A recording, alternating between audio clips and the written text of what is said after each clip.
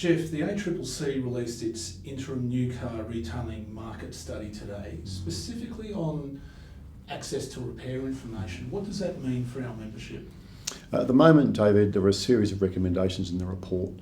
And the report does have a high-level focus on access to repair information. The position that the VACC has taken on this for some time is really the generation of a fair and open marketplace where repairers and dealerships both have a level playing ground in terms of how they access information and how consumers can have confidence that wherever they take their car, it's being repaired in a particular way and with access to repair information.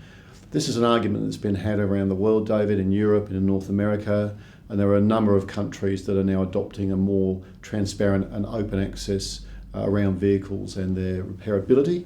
And for Australia, I think, now these are draft recommendations, for what we want to see is a fair environment that doesn't disadvantage licensed motor car traders, doesn't disadvantage independent repairers, but allows consumers to have a choice about where they get their vehicle repaired and transparency around costing.